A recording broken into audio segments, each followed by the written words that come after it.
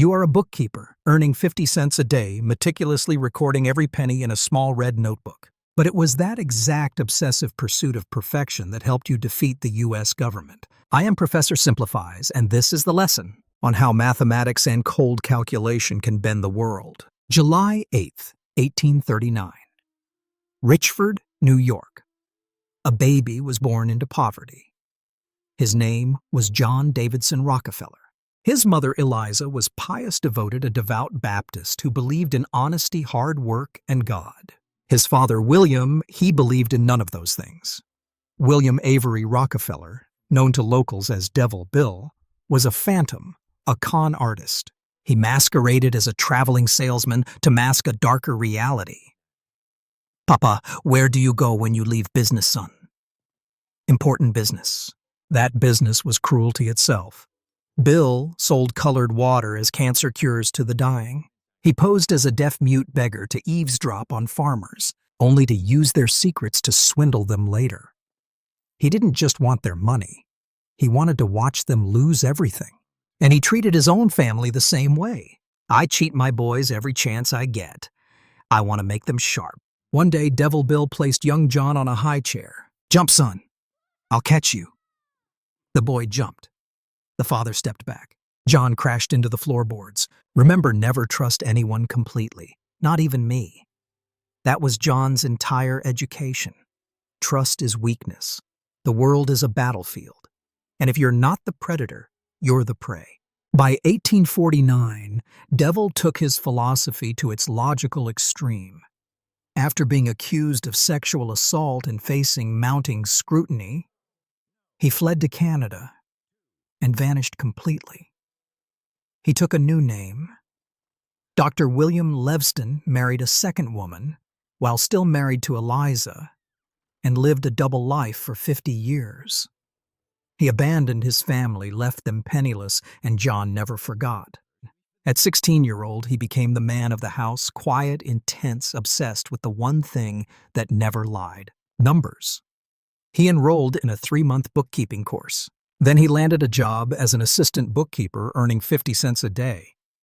He was meticulous to the point of neurosis, recording every single penny he made or spent in a small red book he called Ledger A. By age 20, he'd saved $800 through pure austerity. But to enter the world of real business, he needed more. As we often explore here at Professor Simplifies, he did something that probably killed him inside. He asked his father for money. Devil Bill agreed to lend him $1,000. But true to form, he charged his own son 10% interest and warned him he might demand it back at any moment just to keep you sharp. John didn't argue.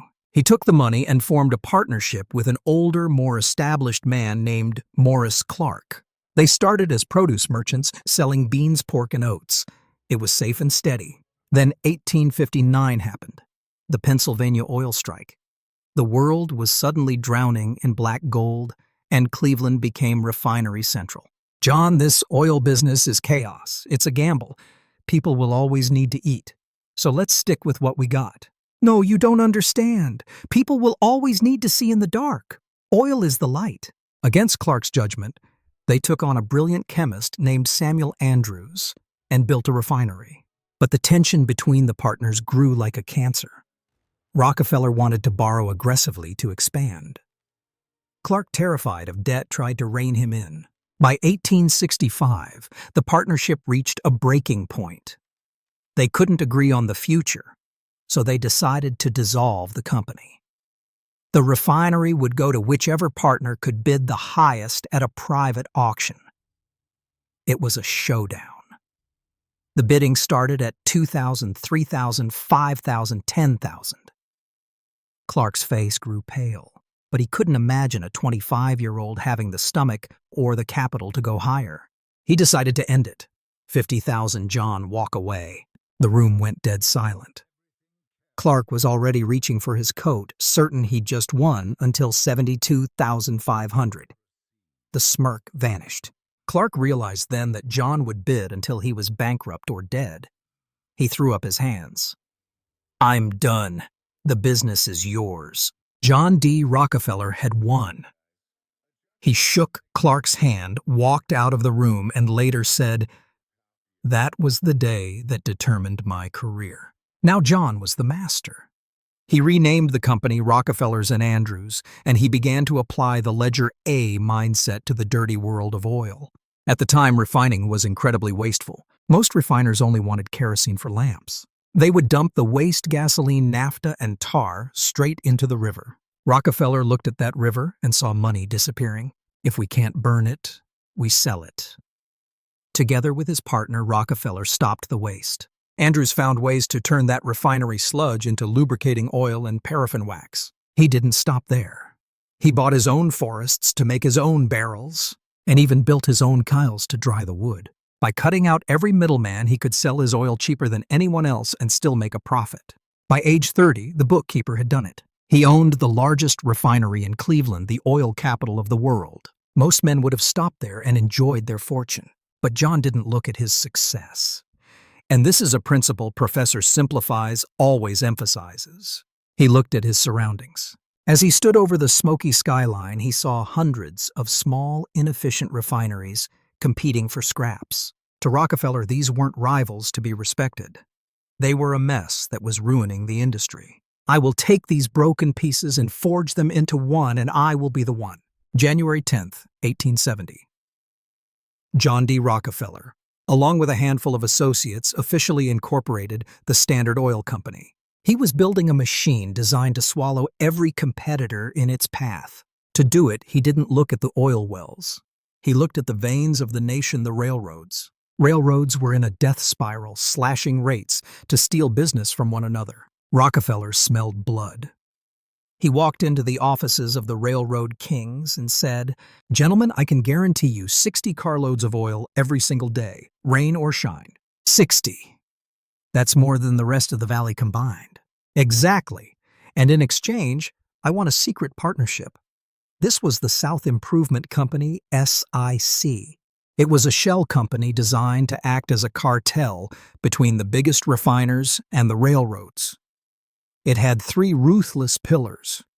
First, the rebate. Rockefeller got a massive discount on every barrel he shipped. Second, the spy network. The railroads gave John detailed reports on his rivals, where they were shipping, who they were selling to, and at what price. And the kill shot, the drawback. Every time a competitor shipped a barrel of oil, the railroad took a portion of their money and handed it directly to Rockefeller. It was brilliant. It was legal. He would invite a competitor to his office at 26 Broadway 6th floor, calm as a deacon, and lay out a simple proposal. "You see the rates, friend? I am being paid for every barrel you ship. If you stay in the game, you will go bankrupt. Sell to me now for Standard Oil stock or cash, or you will be crushed.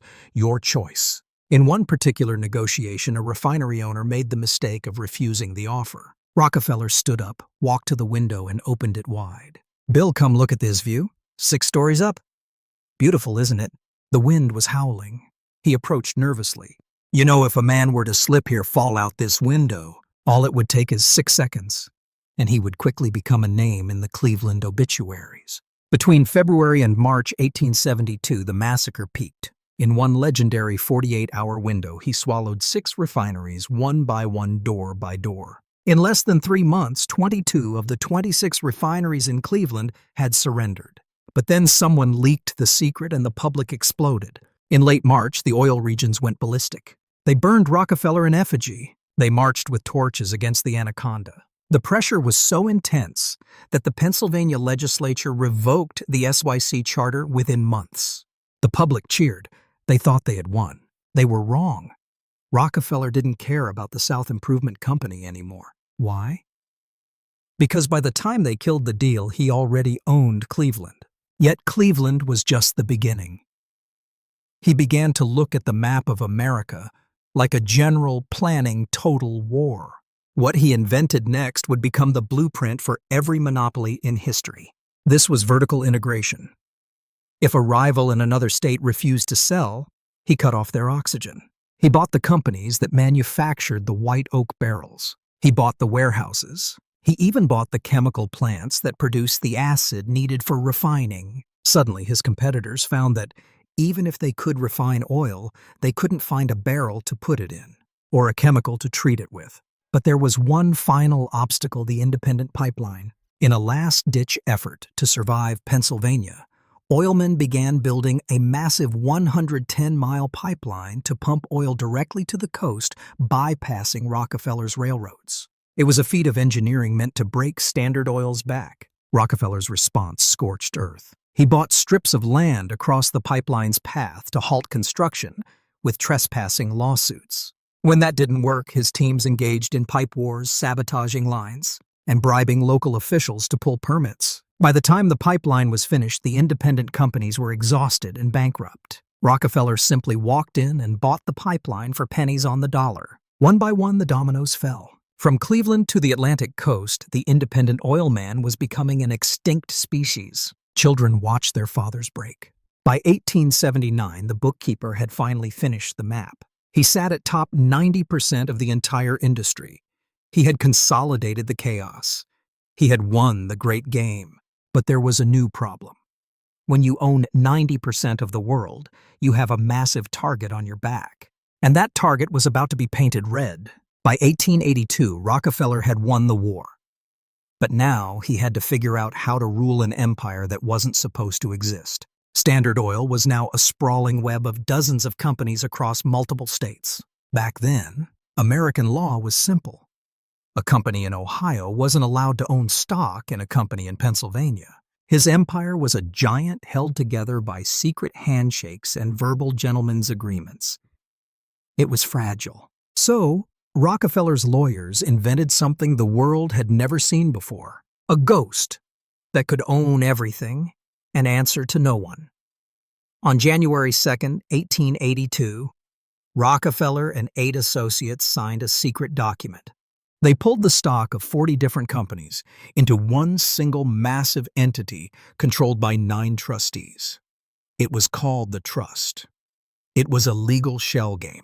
If a government regulator asked who owned a refinery in New York, the answer was a maze of paperwork that led nowhere. As a journalist would later write, you could argue its existence from its effects, but you could not prove it.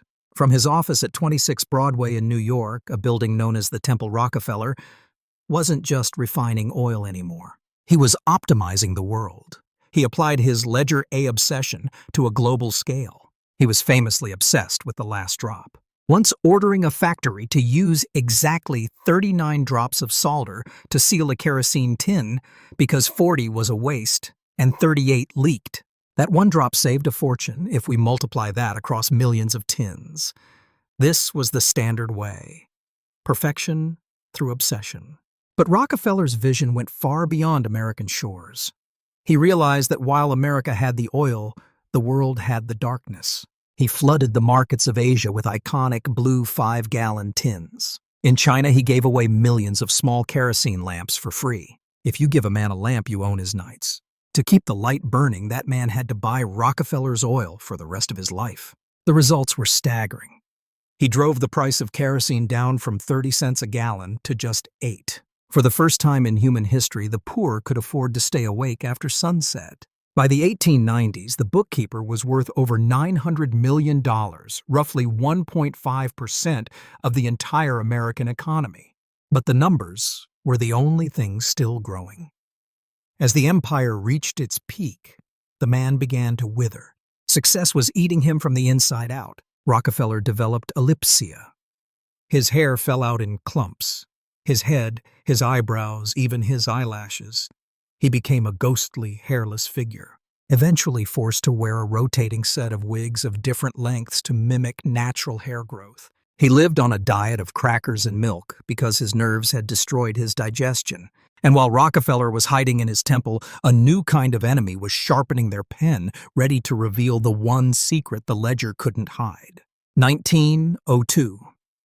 A storm was brewing in the offices of McClure's magazine.